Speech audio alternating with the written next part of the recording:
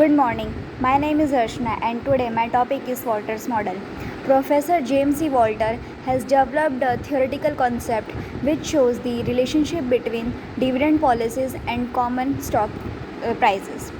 According to him, the dividend policy of a firm is based on the relationship between the internal rate of return earned by it and the cost of capital or required rate of return. As per the model, the investment decisions and the dividend decision of a firm are interrelated.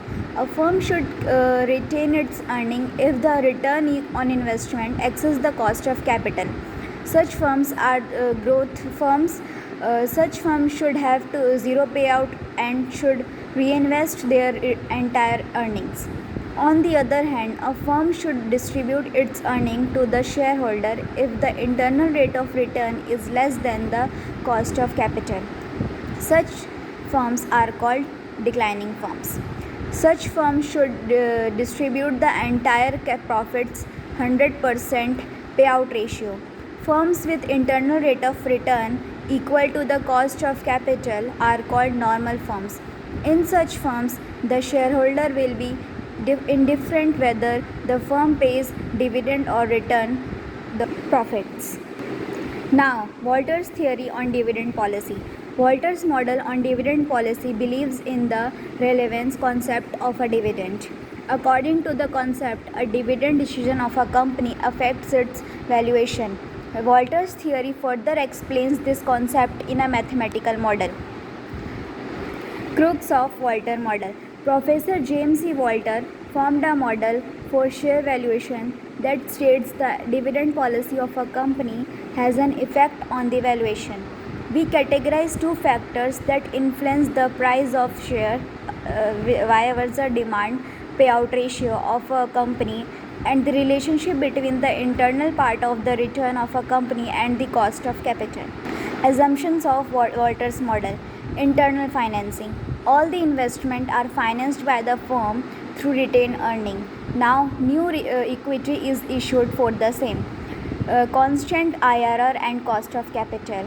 The internal rate of return and the cost of capital of the firm are constant. The business makes it remain same for all the investment decisions. Constant EPS and DPS. Beginning earning and dividends of the firm never change.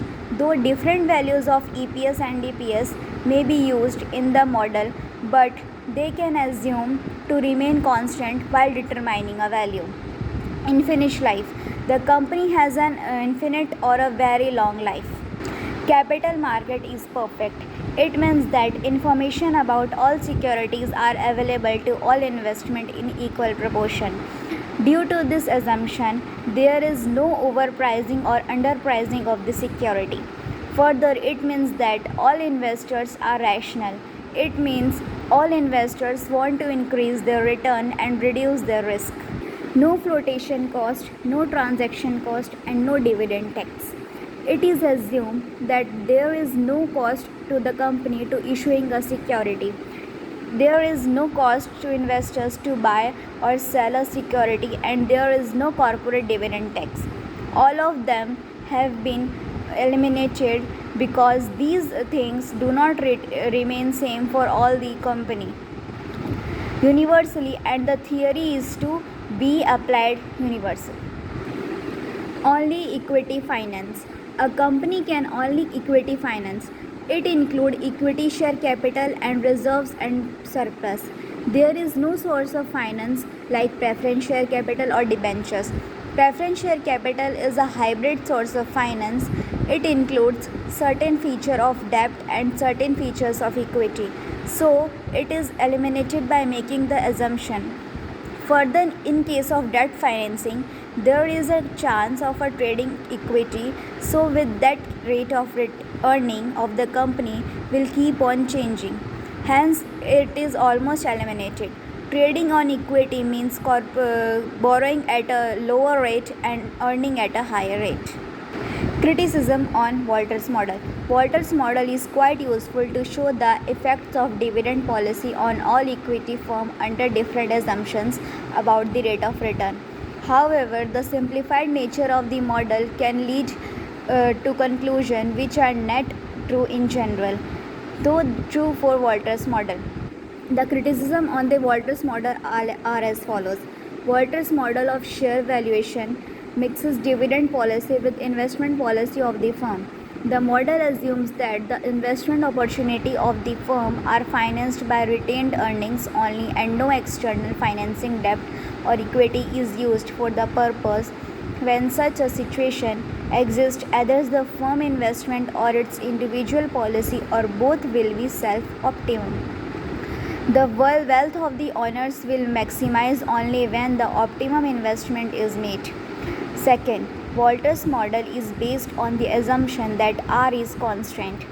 In fact, decreases as more investment occurs. This reflects the assumption that the most profitable investment are made first and that the poor investment are made. The firm should step at a point where R equal to K. This is clearly an erosion policy and fall to optimize to the wealth of the owners. Third, a firm's cost of capital or discount rate K does not remain constant. It changes directly with the firm's risk. Thus, the present value of the firm income moves inversely with the cost of capital. By assuming that the discount rate K is constant, Walters' model abstracts from the effect of risk on the value of the firm. Thank you.